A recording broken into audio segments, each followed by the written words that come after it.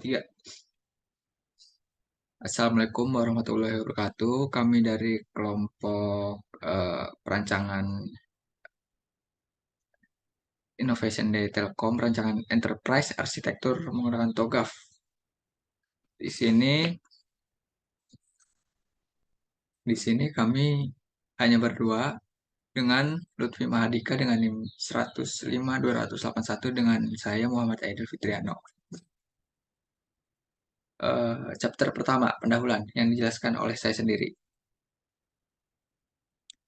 Dengan perkembangan teknologi yang cepat dan persaingan industri yang semakin ketat di industri telekomunikasi dan teknologi, Telkom DBT menyadari bahwa pentingnya memiliki arsitektur teknologi yang kokoh dan terpadu. Enterprise arsitektur digunakan untuk menyelaraskan hubungan antara strategi bisnis dengan strategi IT. Batasan masalah. Perancangan enterprise arsitektur ini akan berfokus pada implementasi dan pengembangan sistemasi digital untuk meningkatkan efisiensi dan efektivitas operasional perusahaan. Yang kedua, perancangan enterprise arsitektur ini juga hanya akan membangun arsitektur bisnis, arsitektur data, arsitektur aplikasi, arsitektur teknologi, dan membuat analisis gap arsitektur. Kemudian cakupan rancangan. Menyusun aliran informasi dan kolaborasi oleh Telkom Digital dan Bisnis Teknologi terkait dengan Innovation Day untuk meningkatkan efisiensi kerja dan pencapaian tujuan bisnis.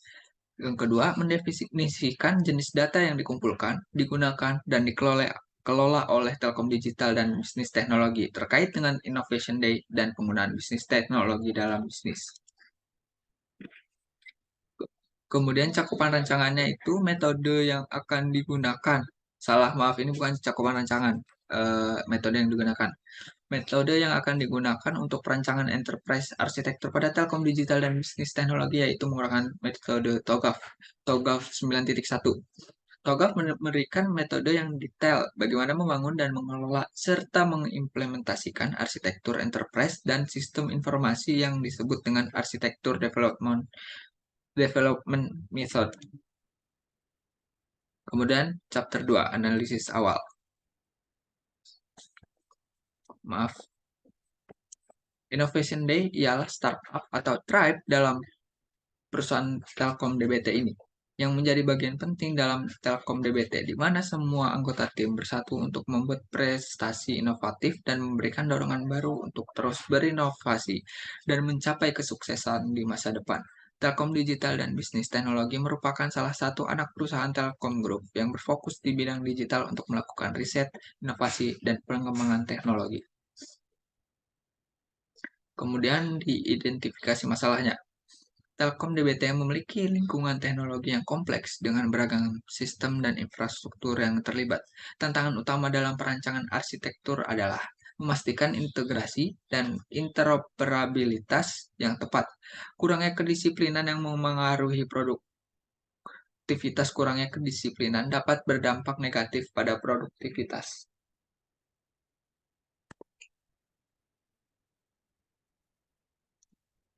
Kemudian tantangannya. Rancangan arsitektur harus berdasarkan pemahaman yang mendalam tentang kebutuhan bisnis dan tujuan strategis perusahaan. Tantangan ini memerlukan keterlibatan aktif dari pemangku kepentingan untuk memastikan bahwa arsitektur yang diusulkan benar-benar mendukung visi dan misi perusahaan. Kemudian stakeholder yang terlibat. Yang pertama itu supervisor. Yang paling atas itu supervisor, kemudian ada HRD, terus ada web developer, kemudian ada multimedia operator, multimedia designer, ada marketing communication, yang terakhir ada klien. Kemudian chapter 3 akan dilanjutkan oleh Lutfi Mahadika.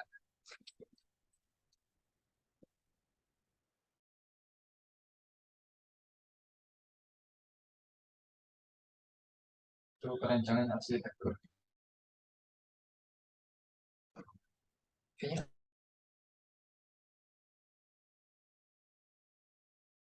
tesnya ada.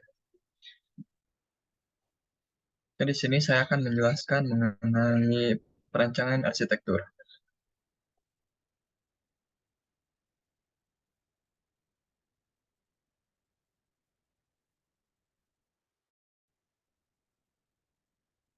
Yang pertama ada pendekatan arsitektur.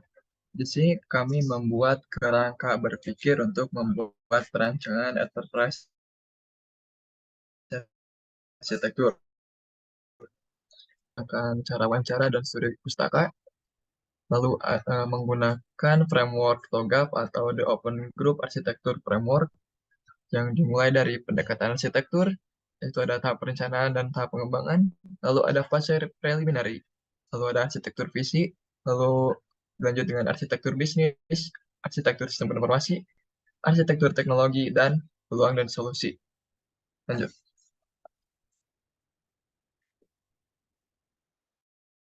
Tahap perencanaan. Pada tahap ini akan ditetapkan tujuan utama Innovation Day dan cakupan perencanaan EA. Identifikasi pemangku kepentingan yang terlibat, baik internal maupun eksternal, secara tujuan inovasi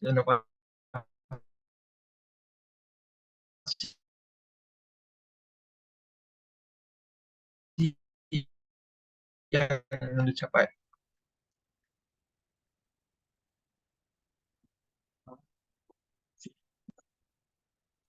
Tahap pengembangan. Mengidentifikasi solusi inovatif yang ingin ditampilkan, menilai bagaimana inovasi tersebut dapat memberikan nilai tambah pada klien dan organisasi. Lalu masuk ke framework TOGAF, itu yang pertama ada fase preliminary. Fase preliminary merupakan tahap awal persiapan perencanaan EA. Dalam tahap ini akan menentukan bagaimana EA akan dibuat dan dilaksanakan. Pada tahap ini akan diidentifikasi prinsip-prinsip arsitektur. Pada tahap ini juga diidentifikasi objek-objek yang terlibat.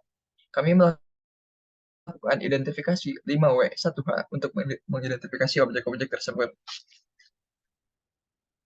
Lalu yang kedua ada arsitektur visi.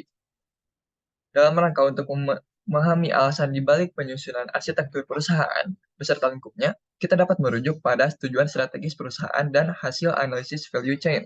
Dengan demikian, kita dapat memahami motivasi dibalik upaya perancangan arsitektur perusahaan serta cakupan kerjanya. Di sini terdapat support activities dan primary activities, yang isinya terdapat infrastruktur, human resource management, technology development, dan procurement. Lalu di primary activities-nya terdapat inbound logistik, operation, outbound logistik, marketing sales, dan service. Lanjut.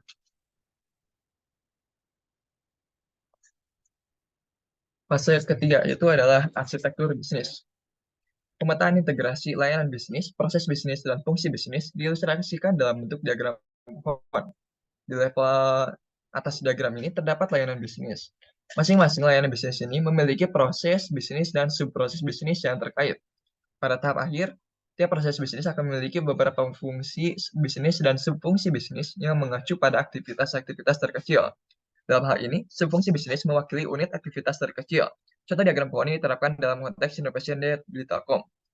Di sini terdapat beberapa proses fungsi bisnis, yaitu ada live stream dan video digital. Di dalamnya terdapat penerimaan kerjasama, technical meeting internal, lalu ada produksi, lalu ada pasca produksi, dan penyerahan hasil.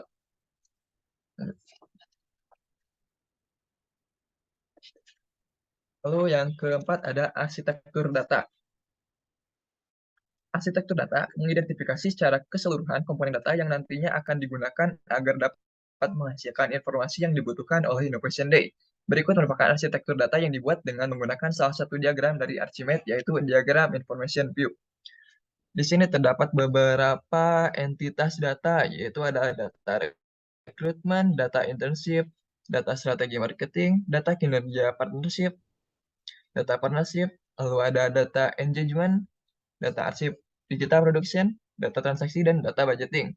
Semuanya dikelola dan disimpan dalam penyimpanan big data.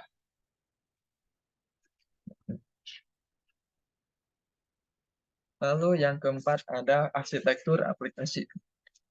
Pada arsitektur aplikasi, dilaksanakan proses identifikasi jenis aplikasi yang dibutuhkan dalam mengolah data, mendukung aktivitas, dan membuat rancangan arsitektur aplikasinya.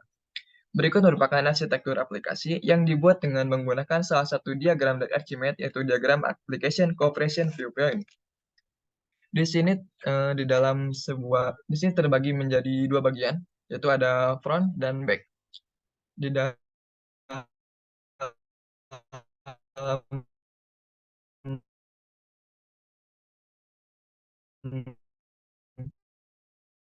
front terdapat sebuah website yang isi halaman, lalu halaman web berisikan mengenai produk dan layanan dan dikelola oleh pengelolaan produk dan layanan. Lalu disimpan di database dan produk layanan. Lalu di customer service dikelola oleh pengelolaan SDM.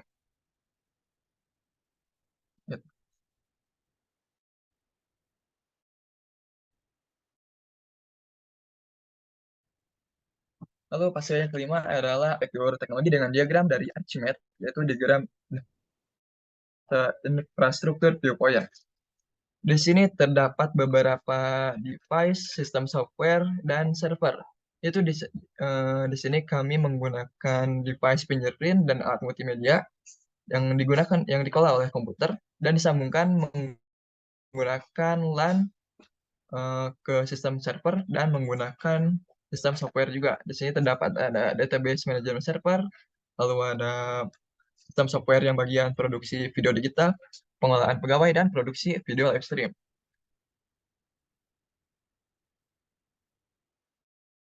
Lalu fase berikutnya ada peluang dan solusi. Dalam fase ini dijelaskan hasil dari analisis gap dari fase arsitektur data hingga fase arsitektur teknologi. Berikut ini adalah contoh analisis yang ada pada masing-masing arsitekturnya.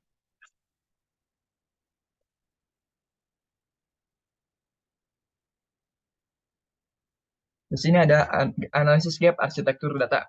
Dalam analisis gap arsitektur data, setiap warna yang digunakan menjadi tersendiri. Warna biru menggambarkan data sebutannya ada target arsitektur, dan pada data berwarna kuning menggambarkan data tersebut ada pada kedua arsitektur tersebut. Di sini ada beberapa perbedaan mengenai rancangan sebelumnya kita.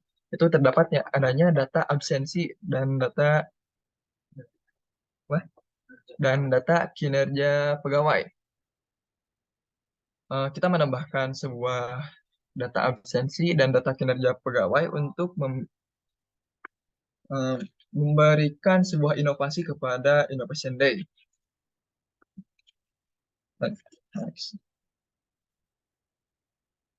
Lalu ada analisis gap arsitektur aplikasi. Pada analisis gap arsitektur aplikasi, warna biru menggambarkan aplikasi yang hanya ada pada target arsitektur. Sedangkan warna hijau ini menggambarkan aplikasi tersebut ada pada kedua arsitektur. Di sini bisa kita lihat ada perbedaan warna mengenai only in target dan both in baseline. Warna biru ditunjukkan mengenai fungsi-fungsi yang ada di target tertentu. Yang warna hijau ditunjukkan untuk both in baseline atau ada di dua rancangan. Kita membuat sebuah sistem notifikasi dan pengelolaan notifikasi untuk rancangan web terbaru atau aplikasi terbaru. Lalu yang terakhir ada analisis gap arsitektur teknologi. Pada analisis gap arsitektur teknologi terdapat penggunaan warna yaitu warna biru, yaitu memberikan gambaran perangkat yang ada hanya terlihat pada target arsitektur. Sedangkan warna hijau menggambarkan perangkat tersebut ada pada kedua arsitektur atau baseline dan target arsitektur. Di sini kami menggunakan device fingerprint dan menggunakan sistem software pengelolaan pegawai untuk memberikan inovasi terbaru mengenai teknologi di Innovation Day untuk membantu meningkatkan produktivitas karyawan dan meningkatkan tingkat kedisiplinan karyawan. Lalu chapter yang keempat ada kesimpulan.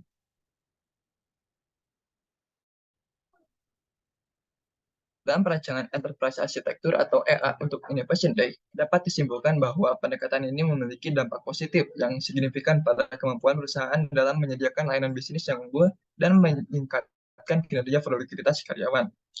Dengan menggunakan prinsip-prinsip dan panduan EA, Innovation Day berhasil mengintegrasikan berbagai elemen dalam operasionalnya. Dari penerimaan klien hingga pengiriman hasil layanan.